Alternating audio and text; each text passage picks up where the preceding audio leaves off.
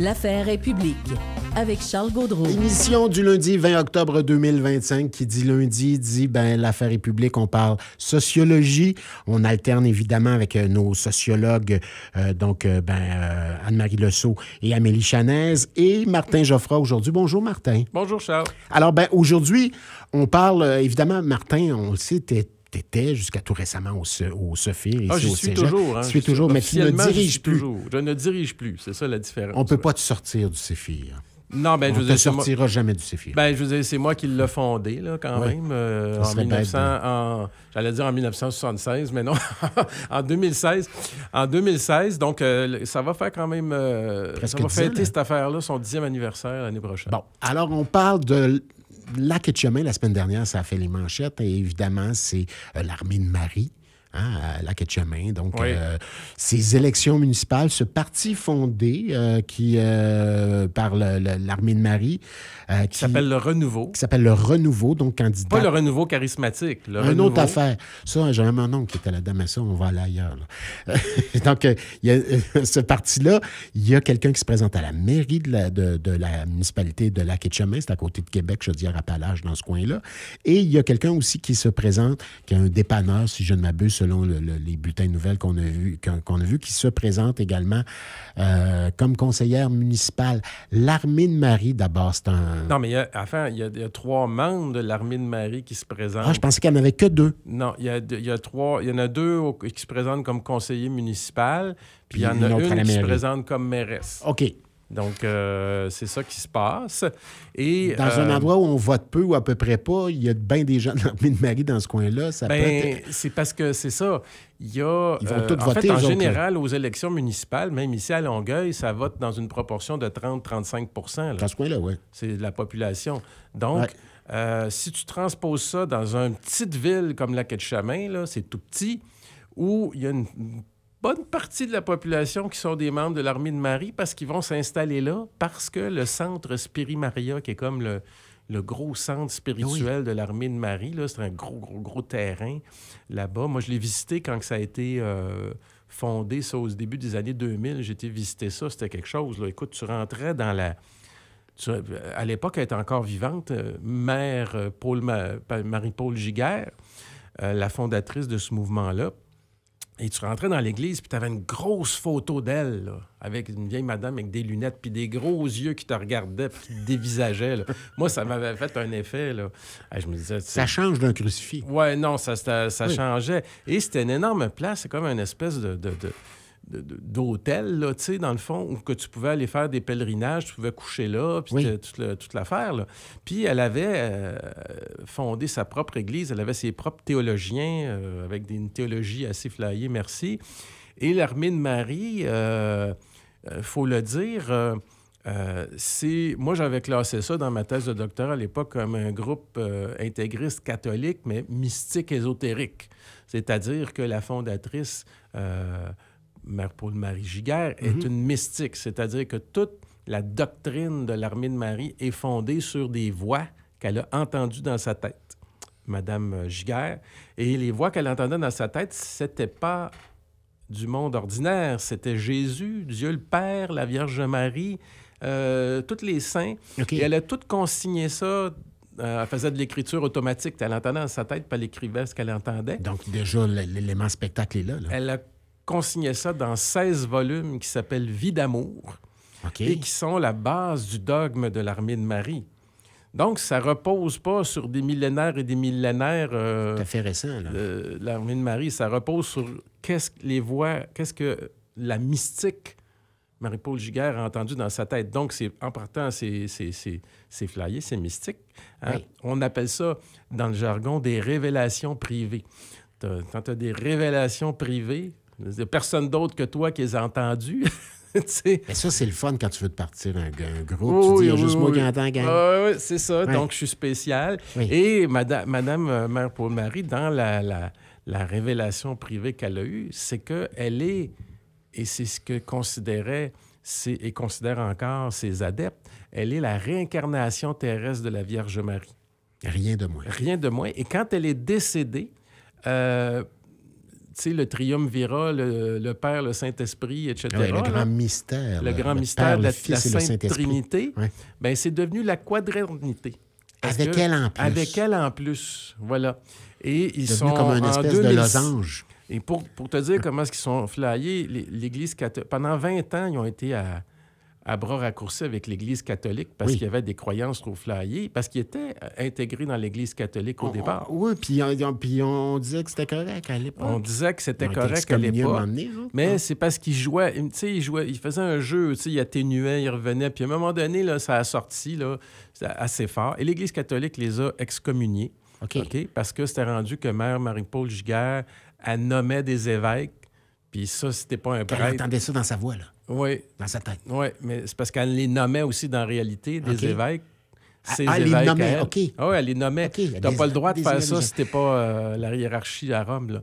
Et c'est pour ça, donc, qu'ils ont fini par l'excommunier. Puis là, ils sont devenus l'Église de Jean, une Église indépendante. Mais c'est un groupe aussi qui a des croyances ésotériques, les guérisons spectaculaires, tout ça, tu sais. Et c'est un groupe aussi apocalyptique, c'est-à-dire Prépare un la fin groupe du monde. qui attend la fin du monde, qui pense que la fin du monde s'en vient. Ils sont tous à la quai de chemin. On parle de combien de personnes?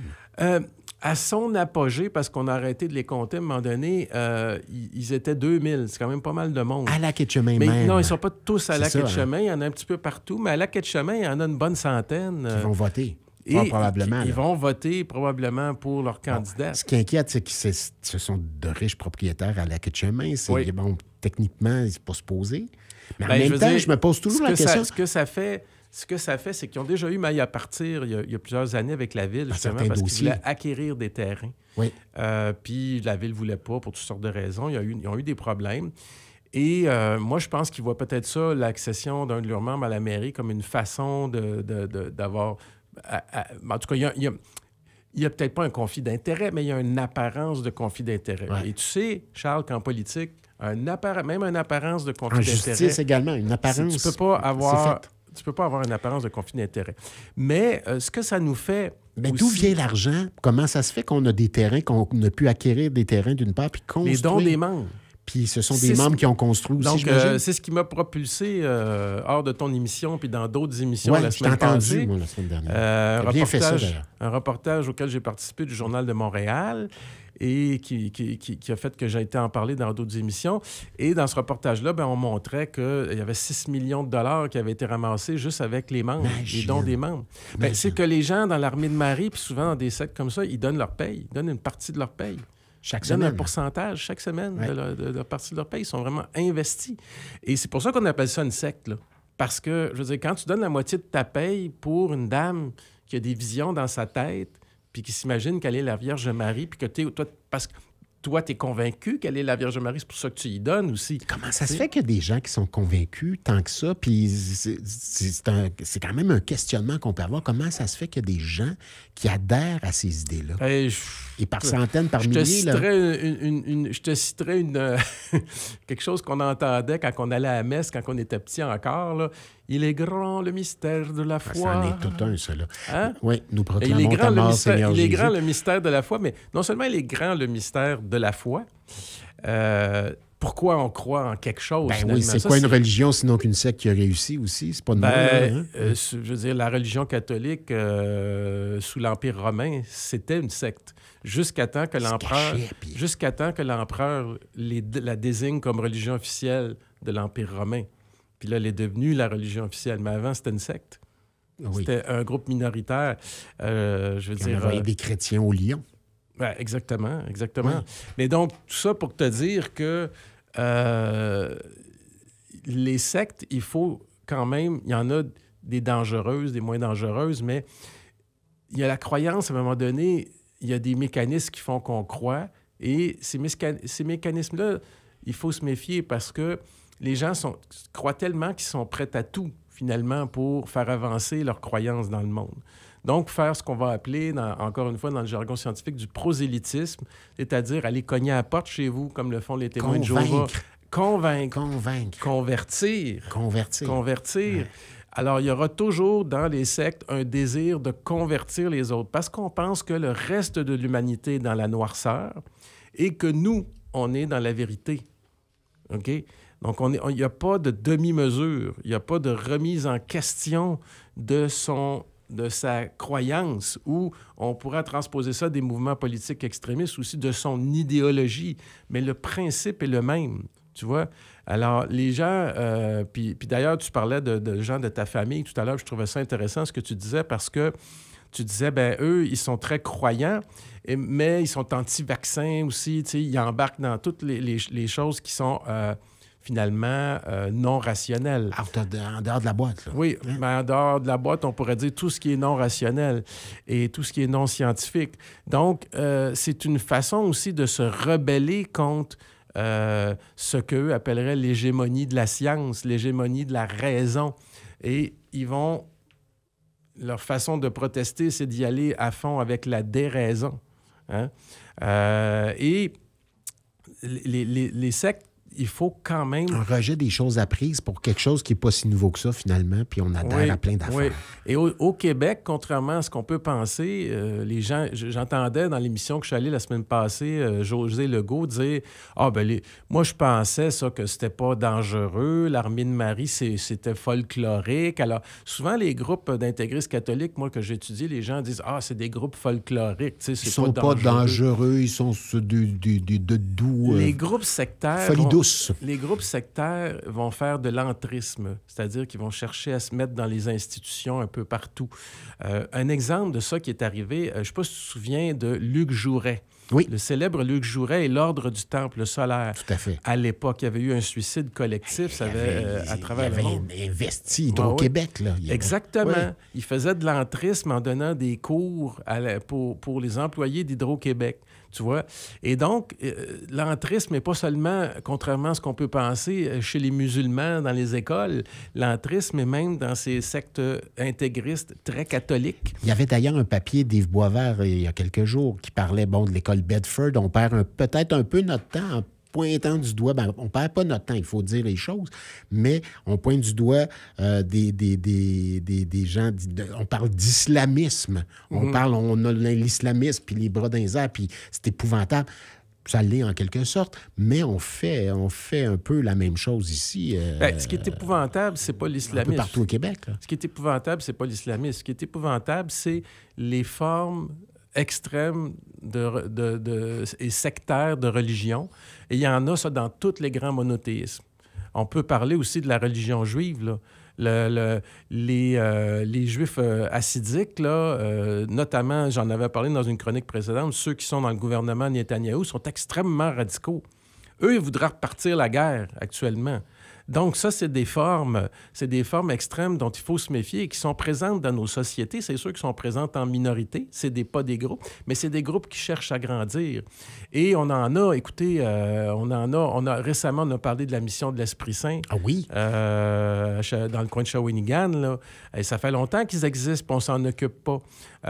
Donc, les filles qui ont des dizaines, des trollés d'enfants qu'on marie à 17 ans alors que c'est interdit, selon la loi. Ça fait longtemps qu'on connaît ça, puis qu'on s'en occupe pas.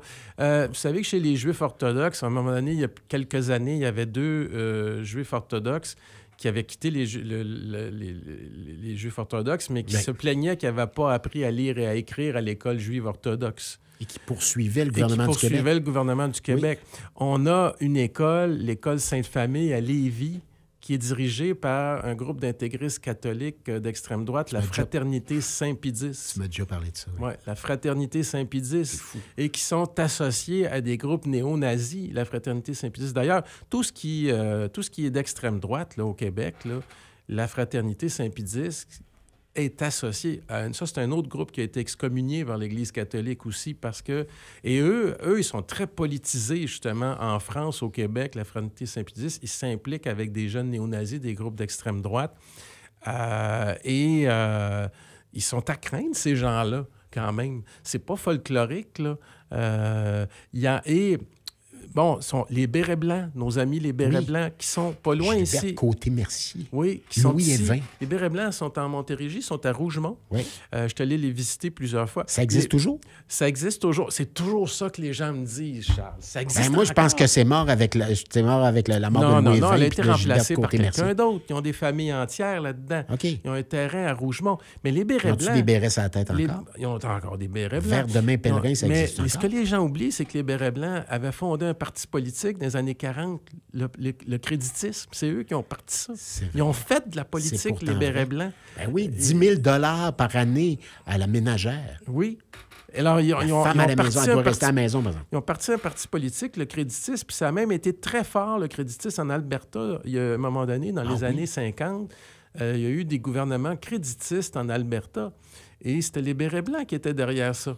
Mais Réal Cahouette, comme tel, était-il béret blanc lui-même? Ben, au départ, Réal Cahouette, Chef du Crédit Réal Cahouette Crédit était social. dans les bérets blancs, OK. je savais mais pas ils se ça. sont chicanés au début des années 50, puis ils sont partis chacun de leur bord. OK. Mais il reste que c'est un mouvement qui avait été parti par les bérets blancs.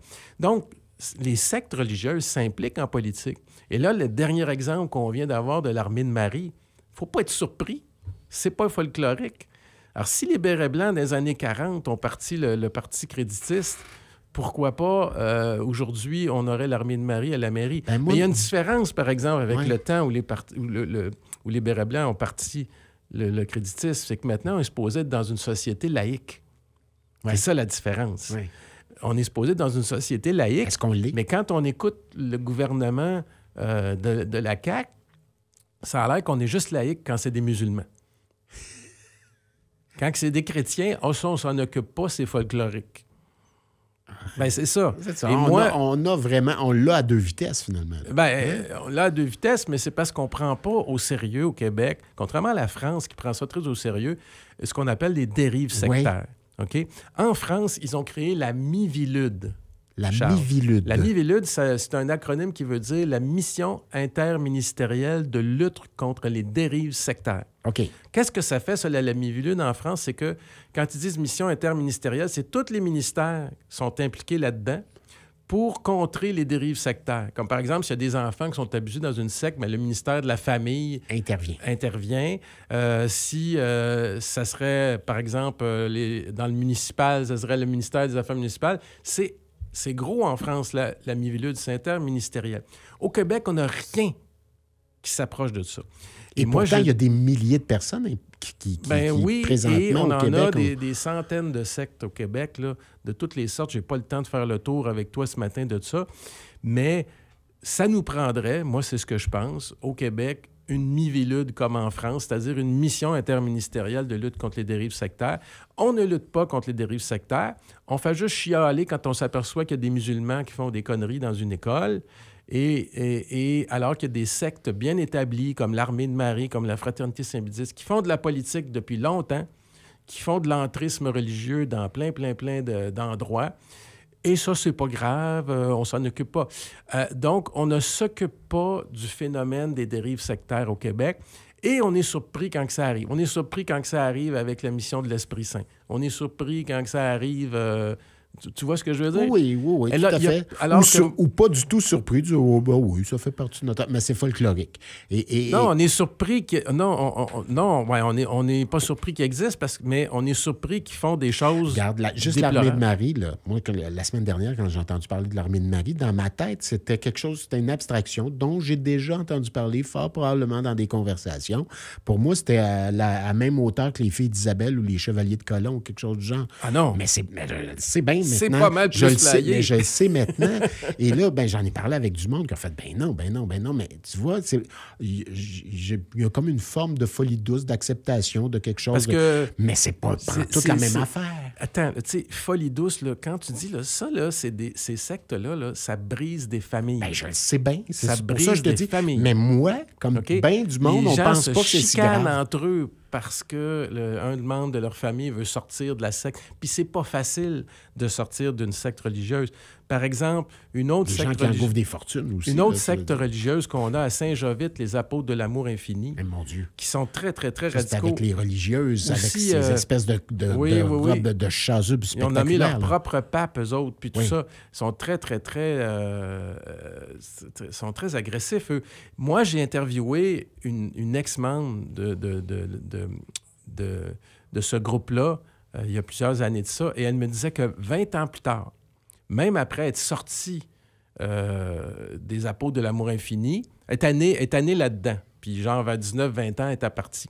Elle me disait que même 20 ans après avoir laissé les apôtres de l'amour infini, elle avait encore des doutes que peut-être elle irait en enfer à cause de ça. C'est fou, pour te donner une idée de la force de la croyance. C'est que même en étant sorti de la secte, tu as encore peur. Ils ont encore, pendant de longues années, une emprise sur toi. Alors, ça arrive beaucoup chez ceux qui sont nés dans la secte, parce que c'est comme il faudrait que tu t'arraches à tout un set de croyances, tu sais, et que tu ailles vivre dans le monde libre. Ton éducation comme telle a été donnée par des membres de la secte. Exactement. Également. Donc, ta façon de penser... Mais on te fait croire aussi dans la secte que tout le monde qui est à l'extérieur de la secte est mauvais, est foncièrement mauvais, est foncièrement malin. Et là, tu as tout un réapprentissage à faire, à faire confiance à la société, tout ça. Les gens ne se rendent pas compte du mal que ça peut faire des dérives sectaires. Et je trouve qu'au Québec, on est particulièrement bon enfant par rapport à la tolérance qu'on fait par rapport à ces dérives sectaires-là. Et moi, je continue à militer. Ça fait 30 ans, Charles, que je milite pour qu'on crée au Québec une MIVILUD, une mission interministérielle des sectes. Est-ce qu'il y a une volonté d'établir une MIVILUD ici dans certains partis politiques? Certains élus disent il faudrait faire de quoi? Il n'y en a pas. Il n'y a personne jusqu'à date. La seule politicienne qui s'est intéressée au sujet des sectes puis qui voulait faire quelque chose là-dessus, c'était... elle était dans le Parti québécois. Ah, maudit, j'oublie son nom. Récemment? Ou... Non, il y a plusieurs années, elle était à Québec, elle était députée à Québec. Je l'avais il y a 30 secondes, son nom dans ma tête, son nom m'échappe. Elle n'est plus avec le PQ aujourd'hui. Je sais que certains membres du Parti québécois ont un intérêt pour la chose parce que des fois, ils entrent en contact avec moi. Mais de là à dire s'il était au pouvoir, qu'il créerait une MIVILUD, j'en doute fortement parce que le PQ a déjà été au pouvoir. Agnès Maltais. Bon, c'était Agnès Maltais qui s'intéressait à la chose à une époque puis qui voulait faire quelque chose sur les sectes. Mais ça a tombé lettre morte. Le PQ a été élu avec Pauline Marois après ça.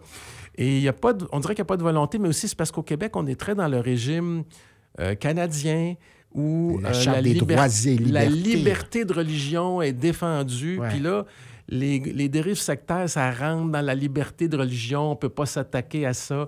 Alors que la France laïque, qui est beaucoup plus laïque, c'est plus facile en France parce qu'on n'est pas dans un même régime de droit à la religion qu'ici. Là. Je pense que c'est juridiquement peut-être un problème, mais je pense que on brise les vies de beaucoup de gens en ne créant pas des mécanismes pour se protéger des manipulations mentales et des dérives sectaires.